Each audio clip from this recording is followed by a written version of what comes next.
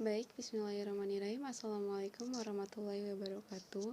Kita balik lagi di kelas kimia. Kita akan bahas materi minggu lalu yang mengenai sejarah teorinya atom. Nah, oke. Nanti ini juga saya kirim kalian.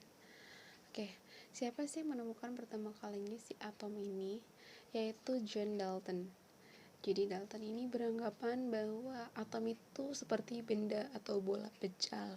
Jadi kayak bola atau squishy gitu loh. Jadi benda berbentuk bulat yang dia itu pejal gitu. Kemudian dari si Dalton ini, penelitian Dalton dilanjutkan oleh si J.J. Thomson. J.J. Thomson itu menganggap bahwa atom itu suatu bola yang bermuatan positif. Jadi Thomson menganggapnya seperti atau dikenalnya dengan teori rotikismis. Jadi Thomson itu beranggapan bahwa atom itu seperti bola yang ada muatannya, dan rotikismus seperti yang di samping itu loh, muatan positif. Oke. Terus dilanjutkan oleh Ernest Rutherford. Ernest Rutherford ini dia menganggap bahwa atom itu terdiri atas inti atom yang sangat kecil dan bermuatan positif, dan elektron mengelilingi inti atom dari orbit tertentu pada jarak yang relatif jauh dari inti. Karena atom bersifat netral, jumlah elektron di dalam atom sama dengan jumlah muatan inti atomnya. Nah, jadi Ernest Rutherford ini dia beranggapan bahwa memposisikan si atom ini tuh seperti stadion. Nah, lapangan ini adalah inti atomnya. Nah, yang ini adalah orbitnya atau kulitnya. Jadi dia ada kulitnya, ada tingkatannya gitu. Ini menurut Ernest Rutherford. Terus bagaimana sih cara peningkatannya ini tuh adanya apa aja? Ini kan belum diketahui nih. Dilanjutkan oleh Bohr atau Niels Bohr. Niels Bohr itu beranggapan bahwa elektron dalam mengelilingi inti atom itu berada pada tingkat energi tertentu atau disebut kulit atom. Nah, dan si kulit atomnya ini itu ada kulit atom yang paling dekat dengan inti, itu disebut K nih. Kalau kalian di sini K itu yang lebih dekat dengan inti, kemudian kulit L, M, N, O, dan seterusnya. Dan selama elektronnya bergerak, elektron itu tidak memancarkan energi dalam bentuk radiasi. Dan elektron pada kulit masing-masing kulitnya ini, dia dapat berpindah dari kulit K, misalnya ada elektron di kulit K, dia akan berpindah ke kulit L, dia bisa berpindah ke kulit M. Begitu juga sebaliknya. Elektron dari kulit N bisa berpindah ke kulit M, bisa berpindah ke kulit K, dan seterusnya. Ini nanti akan kita bahas juga. Oke, kemudian berapa sih banyaknya si elektron ini dalam satu kulit atom ini?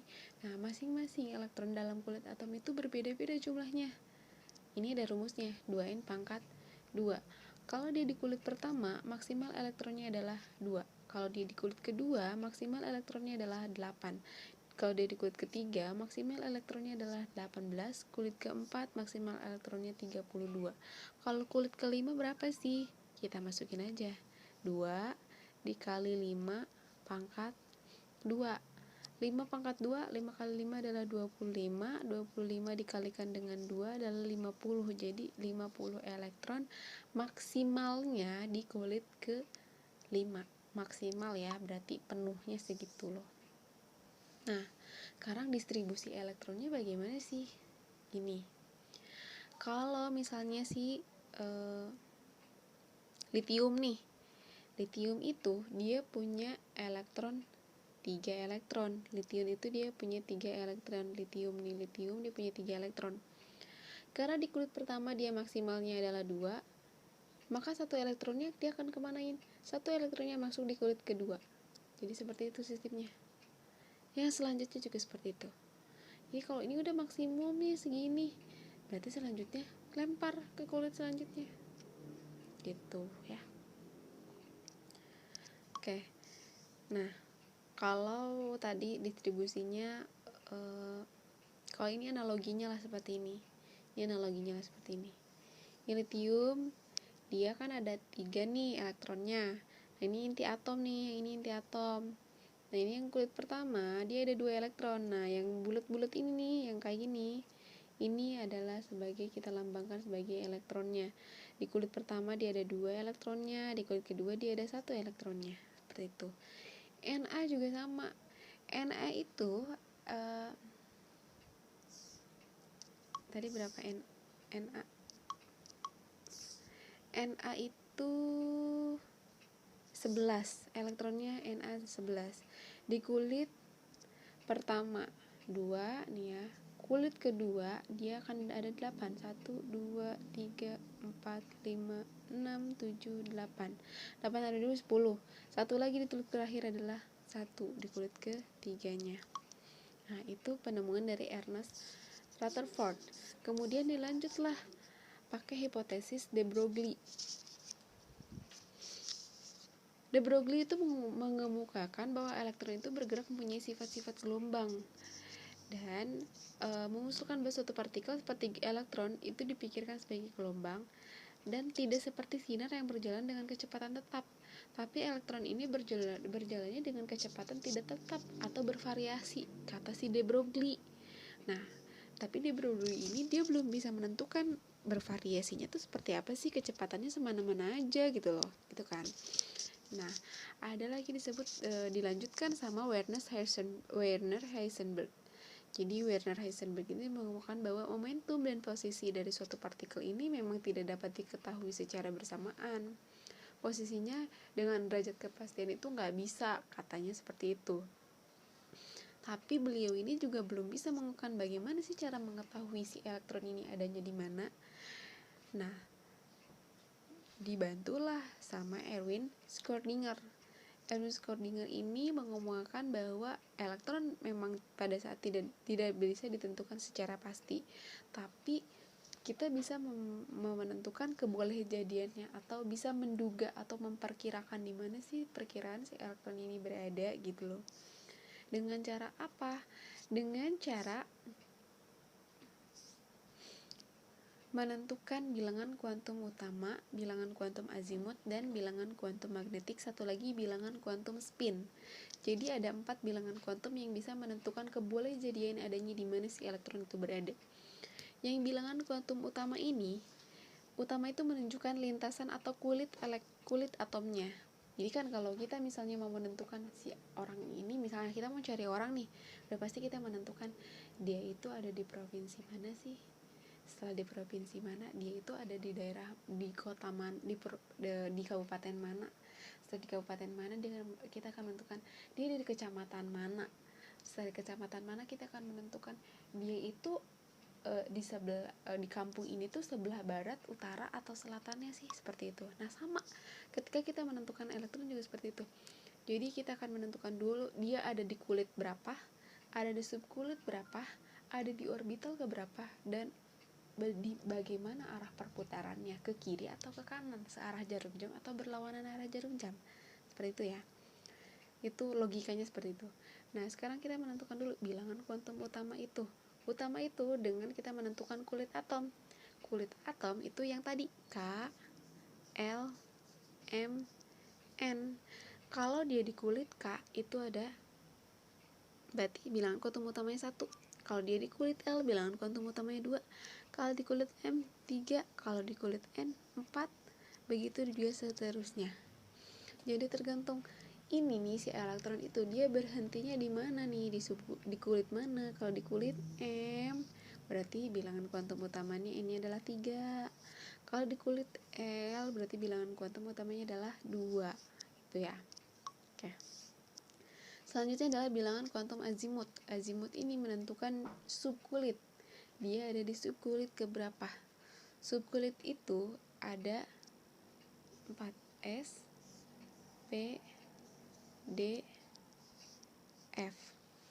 Ini adalah subkulit. Bagaimana cara menentukan subkulit? Nanti kita bahas lagi. Oke, ini dulu. S, P, D, F. Kalau di subkulit S, dia bilangan kuantum azimutnya adalah 0. Kalau di subkulit P, bilangan kuantum azimutnya adalah 1. Di subkulit D bilangan kuantum azimutnya adalah 2, dan di subkulit F bilangan kuantum azimutnya adalah 3. Ini ya. Kalau kalian bisa lihat di sini juga, kalau kulitnya 1, maka kemungkinan subkulitnya juga cuma 1. Kalau kulitnya 2, kemungkinan subkulitnya adalah 2. Jadi S-nya kemungkinan bisa L1 atau L0 atau L1. Kalau dia ada di kulit ketiga, kemungkinannya juga ada 3. L0, L1, dan L2. Kalau dia ada di kulit keempat, kemungkinannya juga ada 4. L1, L2, L3, L4. L1, L0, L1, L2, L3 gitu maksudnya. Itu ya. Ini ya yang harus kalian ingat nih. Jadi dia berhenti di subkulit keberapa. Oke. Selanjutnya bilangan kuantum magnetik. Magnetik ini menunjukkan kedudukan atau orientasi orbitalnya, ya. Kalau sekarang orbitalnya. Kalau dia orbital itu dari min L atau dari bilangan kuantum azimut min L sampai plus L. Jadi kalau bilangan kuantum azimutnya adalah 0, maka M-nya adalah 0. Tapi ketika bilangan kuantum azimutnya adalah 1, berarti M-nya adalah dari min 1, 0, plus 1. Tapi kalau bilangan kuantum azimutnya adalah 2, maka dari min 2, min 1, 0, plus 1, plus 2. Kalau bilangan kuantum azimutnya adalah 3, berarti dari min 3, min 2, min 1, 0, plus 1, plus 2, plus 3. Seperti itu. Satu lagi adalah bilangan kuantum spin. Spin ini memberikan gambaran tentang arah perputaran elektron pada sumbunya. Dia berputar ke kiri atau dia berputar ke kanan. Kalau dia berputar ke kanan, maka spinnya adalah plus setengah. Tapi ketika dia berputarnya ke kiri, maka spinnya adalah min setengah. Jadi bilangan kuantum spin itu hanya ada 2 kemungkinan, dia plus setengah atau dia minus setengah. Gitu. Nah, sekarang distribusi elektronnya itu seperti apa sih? Misalnya nih contoh. Dia di kulitnya kedua. Yang tadi kita bilang, kalau kulit kedua itu maksimal elektronnya adalah 8. Maksimal elektronnya 8. Nggak mungkin kita simpan elektron ini di satu subkulit. Kenapa? Karena subkulit S ini maksimal elektronnya adalah 2. Maka satu lagi kita masukin di subkulit P yang maksimal elektronnya adalah 6. Oke. Ini yang baru ya. Kalian bisa catat. Di subkulit S maksimal elektronnya adalah 2. Subkulit P maksimal elektronnya adalah 6, subkulit D maksimal elektronnya adalah 10, dan subkulit F maksimal elektronnya adalah 14. Ini untuk subkulit. Kalau kulit tadi udah ya. Ini subkulit. Beda lagi nih, kulit dengan subkulit. Oke, seperti itu ya. Nah, kemudian nih ada energi orbital. Energi orbital itu dari kita bisa menentukan cara penulisannya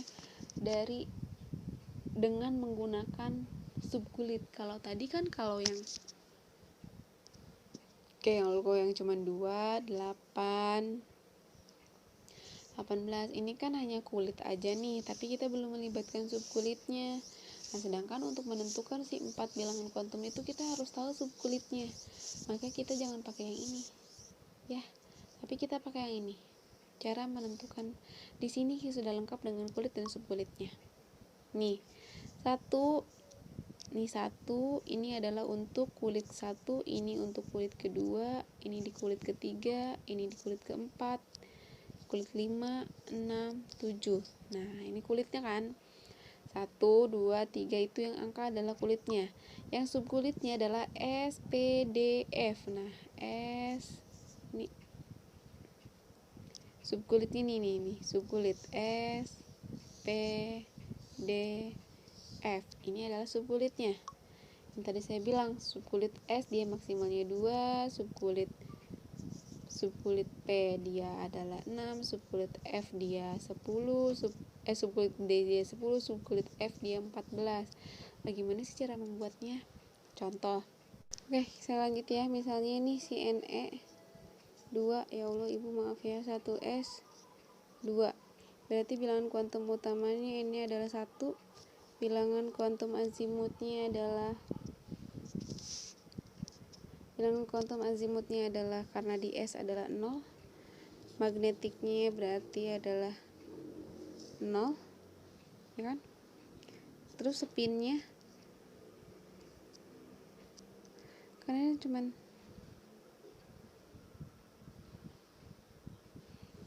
spinnya kan berarti 1, 2 kan, ke bawah dia minus setengah, seperti itu ya.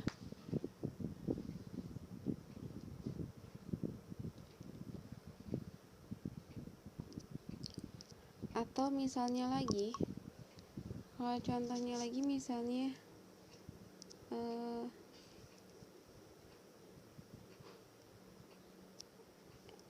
Ne misalnya Ne 10 nih, 1s 2, 2s 2, 2p 6.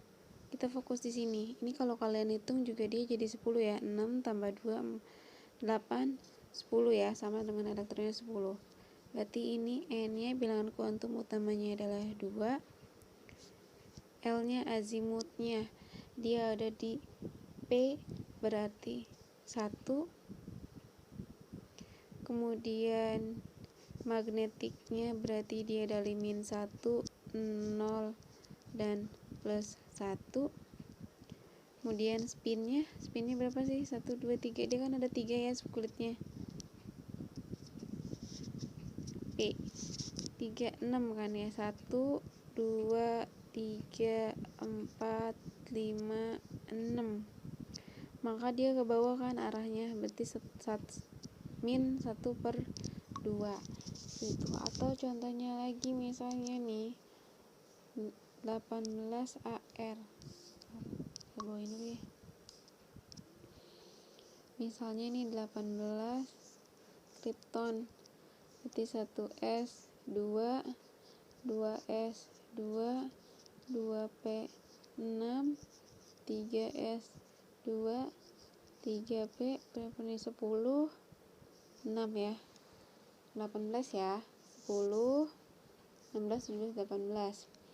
Maka N nya adalah 3, L nya adalah kalau di P berarti dia adalah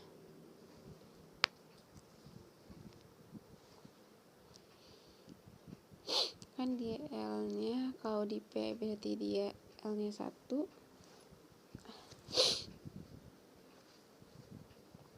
Terus apa lagi, M nya berarti dia min 1, 0, plus 1. Terus spinnya berarti dia adalah 1, 2, 3, 4, 5, 6, minus setengah, seperti itu ya. Tapi kalau misalnya nih,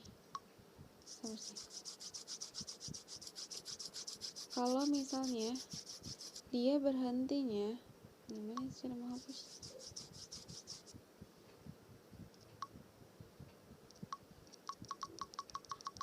Tapi kalau misalnya dia berhentinya hanya di subkulit 3s2 nih,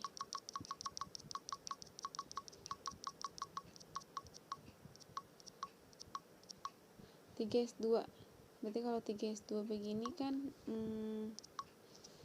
ininya adalah 12 ya, 3s2 berarti N nya utamanya adalah 3, L nya adalah S, dari subkulit S itu berarti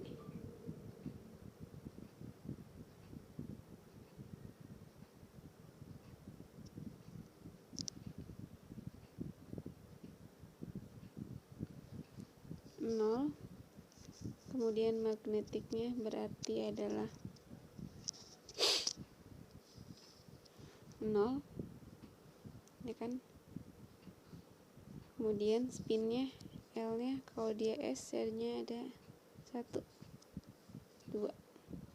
Berarti dia adalah minus setengah. Tapi kalau dia misalnya di sininya nih kita ganti angka 1, maka dia hanya 1, dia ke atas kan, ini nggak ada, berarti dia adalah plus setengah. Gitu ya, seperti itu.